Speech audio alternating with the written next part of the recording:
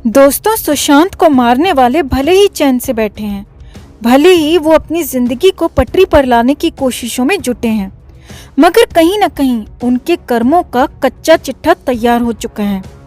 कहीं न कहीं सुशांत को मारने वालों की करतूतों का हिसाब रखा जा रहा है।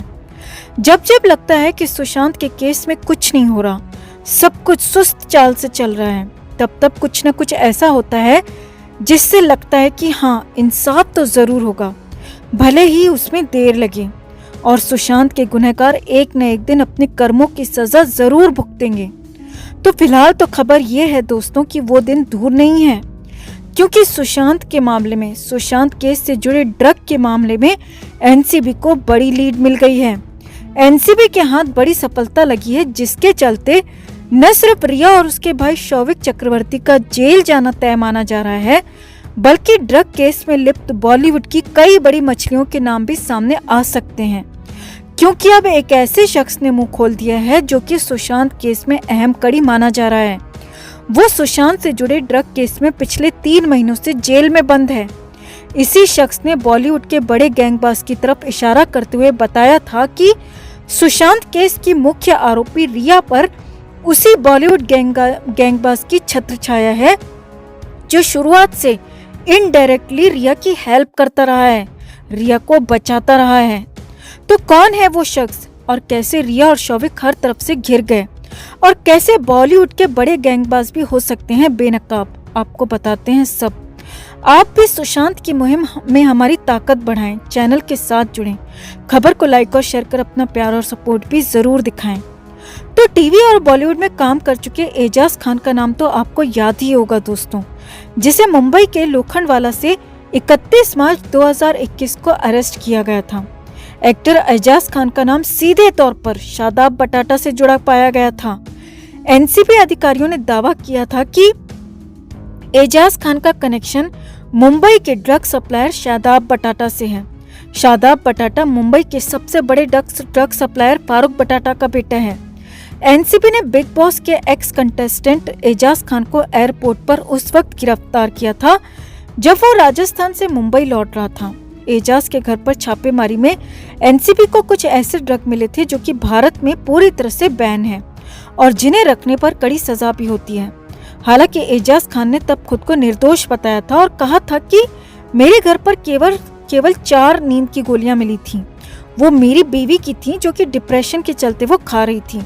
हालांकि एजाज की इस दलील पर किसी ने भी भरोसा नहीं किया और एजाज को सीधे जेल हो गई। अब देखिए एजाज के केस में क्या हुआ। तो एजाज 31 मार्च 2021 यानी कि पिछले 3 महीनों से जेल में बंद है और पिंजरे में बंद पक्षी की तरह बाहर आने के लिए पड़पड़ा रहा है। नारकोटिक्स कंट्रोल ब्यूरो द्वारा गिरफ्तार किए गए टीवी एक्टर एजाज खान को अब एक बार फिर से बड़ा झटका लगा है। एजाज की जमानत याचिका को मुंबई कोर्ट ने खारिज कर दिया है। एएनआई के ट्वीट के मुताबिक एजाज खान की जमानत याचिका को मुंबई की एस प्लैनेट कोर्ट ने खारिज कर दिया है। अब आगे देखिए क्या हुआ। अब तक एजाज को लग रहा था कि उसको जमानत मिल जाएगी और फिर वो भी और लोगों की तरह बाहर आ जाएगा, इसका कोई कुछ नहीं बिगाड़ पाएगा। मगर जैसे ही कोर्ट ने बेल एप्लीकेशन को रिजेक्ट किया तो एजाज की तबीयत बुरी तरह बिगड़ गई। आपको यहाँ पर बता दें कि गिरफ्तारी के बाद एजाज कोरोना पॉजिटिव भी हो गया था और कई दिनों तक अस्पताल में भी रहा था और सामने आ रहा है कि अब जमानत याचिका खारिज होने की खबर के बाद एजाज की सारी हेकड़ी निकल गई है और उसकी तबीयत भी बिगड़ गई है। अब एनसीबी सूत्रों की माने तो एजाज सब कुछ बताने को तैयार हो गया है, सुशांत के बारे में, बॉलीवुड में चल रहे ड्रग कारोबार के बारे में और मुंबई में किस किस सितारे के तार ड्रग कारोबार से जुड़े हैं, वो सब बताने को एजाज खान तैयार हो गया है। सूत्रों की माने तो एजाज ने एक लड़की और उसके भाई का नाम सीधे तौर पर कारोबार में लिप्त होने के लिए लिया है।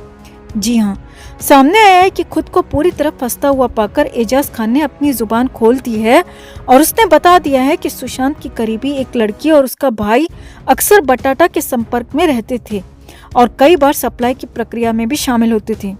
सूत्रों की माने तो एजाज ने किस लड़की और उसके भाई का नाम लिया है ये अभी तक साफ नहीं हो पाया है, मगर अलग अलग मीडिया रिपोर्ट्स में दावा किया जा रहा है कि वो लड़की रिया और उसका भाई शौविक ही है। मीडिया रिपोर्ट्स में किए जा रहे इस दावे को अगर सच माना जाए तो अब एनसीबी के पास रिया और शौविक के खिलाफ एक और पुख्ता सबूत मिल गया है और एजाज खुद को बचाने के लिए इनके नाम कोर्ट में लेने में भी गुरेज नहीं करेगा। अब सूत्रों की खबर पर भरोसा किया जाए तो अगर एजाज ने ये दोनों नाम ले लिए तो यकीन मानिए रिया और शौविक के गले में फंदा फंसना तय है। और इसे एनसीबी के नजरिए से भी बड़ी जीत माना जा रहा है, क्योंकि अगर जमानत खारिज हुई है तो इसका मतलब अब एनसीबी पहले से कहीं ज्यादा पुख्ता तौर पर काम कर रही है। तो आपको क्या लगता है दोस्तों, क्या एजाज मुंह खोलेगा और उस बड़े बॉलीवुड गैंगबाज का भी नाम उगलेगा? आपको क्या लगता है कमेंट में जरूर बताएं।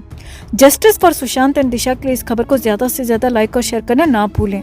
दोस्तों, सुशांत सिंह राजपूत की मौत के बाद बॉलीवुड की जो गंदगी सामने आई है उसकी आंच अब सीधे सितारों तक पहुंच रही है।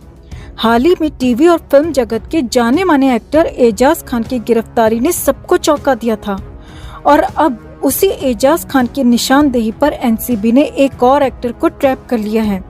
सप्लायर एजाज खान ने इस अभिनेता का नाम उगला और एजाज खान के खुलासे पर एनसीबी ने अपनी टीम को अभिनेता के घर भेजा और अचानक छापेमारी की कार्रवाई कर दी।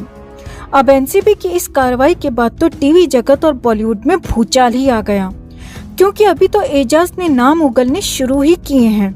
अभी आगे और भी कई बड़े शॉकिंग खुलासे वो कर सकता है। हालांकि एजाज से सख्ती से पूछताछ में एनसीबी को इतना अंदेशा भी लग चुका है कि एजाज इस काले धंधे में बहुत बड़े बड़े बॉलीवुड सितारों के बारे में भी जानता है, जिनमें से एक के साथ तो उसके काफी करीबी संबंध हैं। सूत्रों से मिली जानकारी के मुताबिक उसकी बातों से एनसीबी को ये इशारा भी मिल गया है कि रिया पर किसी बड़े ए लिस्टर बॉलीवुड स्टार की छत्रछाया है, जो गुप्त तरीके से शुरुआत से सुशांत और ड्रग केस में उसकी मदद करता रहा है। हालांकि एजाज ने खुलकर अभी उन बड़े स्टार्स का नाम नहीं उगला है, पर हो सकता है कि एनसीबी की सख्ती के आगे टूटकर वो जल्दी सारा सच उगल दे। वैसे आपको क्या लगता है दोस्तों कि वो बड़ा स्टार कौन हो सकता है जो सीक्रेटली रिया की मदद करता रहा है? कमेंट कर जरूर बताएं। वैसे इससे जुड़े कई क्लूज हम भी आपको देते रहे हैं, तो कमेंट कर जरूर बताएं कि क्या आपको भी ये वही स्टार लग रहा है और उन बड़े स्टार्स को बेनकाब करने और उनसे सुशांत का बदला लेने की इस मुहिम में हमारी ताकत बने रहें। हमारे साथ अब तक नहीं जुड़े हैं तो जुड़ जाएं ताकि हम मिलकर इन्हें इनकी औकात दिखा सकें। एजाज खान के बाद गौरव दीक्षित पर एनसीबी की कार्रवाई से बॉलीवुड और टीवी जगत में खलबली मची हुई है, क्योंकि सबको अपनी अपनी करनी करतूत पता है। इसीलिए कई नाम, कई बड़े बड़े एक्टर्स एक्ट्रेसेस अंडरग्राउंड हो गए हैं। सबको अब अपनी अपनी करतूत खाने लगी है और सब इधर इधर छुप रहे हैं।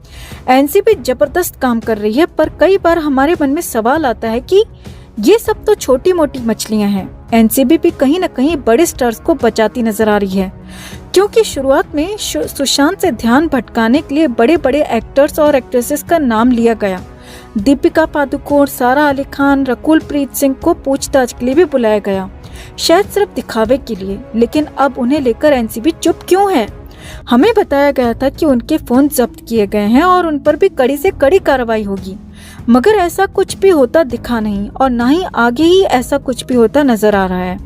तो अब हमारा शक यकीन में बदल गया है कि वो सब सिर्फ सुशांत से ध्यान भटकाने के लिए ही था शायद, जिसमें एनसीबी नाकामयाब रही, क्योंकि सुशांत के फैंस तो तब तक आवाज उठाते रहेंगे, तब तक ये जोश बरकरार रखेंगे जब तक वो अपने फेवरेट स्टार सुशांत सिंह राजपूत के लिए इंसाफ नहीं ले लेते।